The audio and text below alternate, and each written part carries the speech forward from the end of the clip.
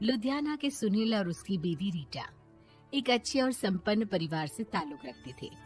एक दिन रीटा की भाभी उसके घर आती है। रीटा, तुझे तो पता है तेरा भाई कुछ नहीं करता, ऊपर से 2 बच्चों की जिम्मेदारी, बेटी भी बड़ी हो गई है। तू तो बुआ है, कुछ मदद कर सकती है तो कर देना। कहाँ पैसे हैं भाभी, बस समझ लो किसी तरह हम लोग भी दिन काट रहे हैं। 2 ही तो कार है और मेरी बेटी भी बड़ी हो रही है। अब उसके लिए कार लेनी है तो 10 लाख का खर्चा तो लग ही जाएगा। तभी वहाँ सुनील आ जाता है। अरे शशि, क्या है, तू हमेशा पैसों के लिए परेशान क्यों रहती है? वैसे क्या जरूरत थी बेटी की शादी इतने बड़े घर में तय करने की? अरे पैसे नहीं थे तो ऐसे ही कर देती कहीं शादी। इतने बड़े होटल में क्यों कर रही है शादी? लेकिन यहाँ तो मामला शादी का है, डेट तय है। दरअसल तेरे भतीजे के पीएफ के पैसे आने हैं, पर उसमें देर हो रही है। जैसे ही पैसे आ जाएंगे मैं तेरे अकाउंट में डलवा दूंगी। ठीक है, हम लोग सोचकर बताएंगे। तभी वहाँ भतीजा आ जाता है। फूफा जी, आप लोग ही मदद कर सकते हैं, वरना तो कैसे काम होगा समझ में ही नहीं आ रहा। मैं वादा करता हूँ जैसे ही पैसे आ जाएंगे मैं आप लोगों को वापस कर दूंगा। हाँ भाई, ठीक है। अब देख भाई, हमारे लड़के तो सारा दिन घर पर पड़े रहते हैं, ना कमाते हैं ना कुछ कमाने की इच्छा रखता है। लेकिन चल, ये ले, कितने पैसे चाहिए? जी 4 लाख रुपए। ठीक है, लेकिन पैसे ध्यान से वक्त पर वापस लौटा देना।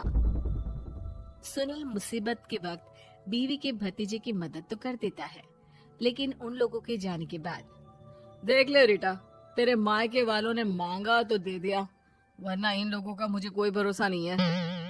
अरे क्यों भरोसा नहीं है? इससे पहले तो कभी इन लोगों ने आपसे मदद भी नहीं ली। हाँ, ली तो नहीं, लेकिन पैसे की किल्लत ही रहती है ना इन लोगों के पास।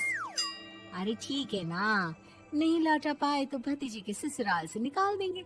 सुना है बड़े घर में शादी हो रही है। सुनील और रीटा पैसे तो दे देते हैं, लेकिन अगले रोज ही। हाँ भाई साले साहब, क्या हाल है? ठीक हूँ जीजा जी। क्या बात है, सालों बाद आपका फोन, जरूर कोई बात होगी, बताइए ना।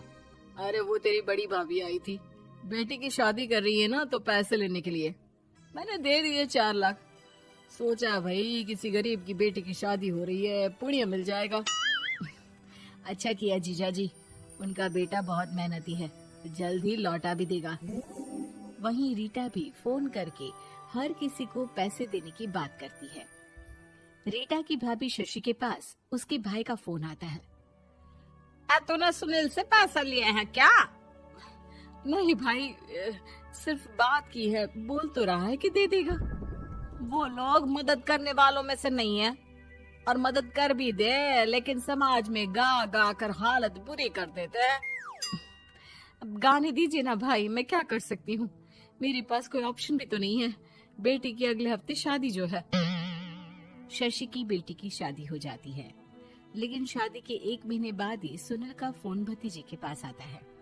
हाँ भाई, शादी तो हो गई हम लोगों की दुआ से। अब देख, ऐसा ही फायदा होता है पैसे वाले रिश्तेदार हो तो। तेरे वक्त पर हम कैसे खड़े हो गए थे, लेकिन अब पैसा लौटा दे भाई। जी, मैंने पीएफ के लिए अप्लाई कर दिया था, उसकी नोटिफिकेशंस मैं आपको भी भेज देता हूँ। मुझे लगता है 10 दिन में पैसे आ जाना चाहिए। जैसे ही पैसा आएगा मैं आपके अकाउंट में डाल दूंगा। और ना जी ना, कोई नोटिफिकेशन नहीं चाहिए, पैसा चाहिए, पैसा। ठीक है अंकल, बस 10 दिन का समय दे दीजिए। अभी हफ्ता भी पूरा नहीं होता कि भतीजे के पास उसके गांव के दूर के चाचा का फोन आता है। अरे बेटा, क्या बात है, सुनील के कोई पैसे ले रखे हैं तो दे क्यों नहीं देता? हाँ चाचा जी, बात तो हुई थी, 10 दिन का वक्त मांगा है, उम्मीद है हो ही जाएगा।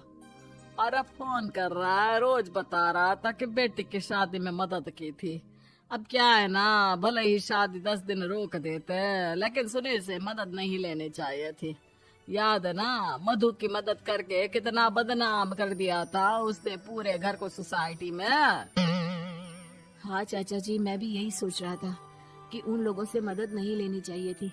कई लोगों के फोन आ चुके हैं। वही रीटा अपनी भाभी को फोन कर देती है। क्या है भाभी, कब पैसे लौटाओगी? पता है ना ये कितना बोल रहे थे, तुम्हारे बोलने पर मैंने पैसे दिए हैं। भाभी अब तो आपके बेटे की कार बेच दो और हम लोगों के पैसे दे दो। अरे लेकिन रीटा, बात तो 3 महीने की हुई थी ना, अभी तो 2 महीने भी नहीं हुए पैसा लिए, थोड़ा तो सब्र करो। नहीं नहीं भाभी, वैसे मेरा बेटा टिक्कू आ रहा है आप लोगों के घर रहने के लिए, उसको अच्छे से खिलाना पिलाना, समझी? भाभी को समझ में नहीं आता कि वो क्या करे। वो बेटे से बात करती है। अरे माँ, इन लोगों से मदद लेकर सच में बहुत बड़ी गलती कर दी। मुझे खुद समझ में नहीं आता कि कैसे इन लोगों के पैसे जल्द से जल्द दे दूं। तभी डोरबेल बजती है और रीटा का बेटा टिक्कू घर में आता है। आओ बेटा, मामी के घर पहली बार आए हो रहने। आप पापा बोल रहे थे कि आप लोग पैसे का ब्याज तो दे नहीं पाओगे, तो तब तक मैं यहीं रह लूं। और हाँ, मैं एसी के बिना नहीं सो पाता। आप लोग अपना देख लेना और पैसे जल्दी लौटा देना, क्योंकि मैं थोड़ा जल्दी जाना चाहता हूँ।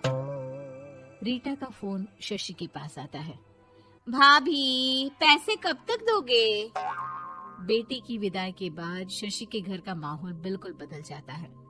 वो हर वक्त बेटे से उसके पीएफ के पैसे पूछती, और पीएफ यानी कि सरकारी काम। आजकल में पूरा 1 महीना और बीत जाता है। भाभी, मैं और ये अमेरिका जा रहे हैं, घूमने के लिए पैसों की बहुत जरूरत है। रीटा, मैं पूरी कोशिश कर रही हूँ कि जल्द से जल्द पैसे का इंतजाम कर दूं, लेकिन पक्का नहीं बोल सकती। तभी सुनील का फोन भतीजे के पास आता है। देख माना 3 महीने की बात हुई थी पैसे लौटाने के लिए, लेकिन अभी मुझे पैसों की काफी जरूरत है। मैं अमेरिका जा रहा हूँ, तो पैसे मैंने किसी से ब्याज में पकड़ लिए हैं। तू हर महीने 4 लाख का 20,000 ब्याज डाल देना मेरे अकाउंट में। सुनील फोन रख देता है, लेकिन भतीजा काफी परेशान हो जाता है। वो ऑफिस से शाम को घर आता है कि माँ पूछती है, क्या हुआ बेटा? बेटा माँ को सारी बात बता देता है।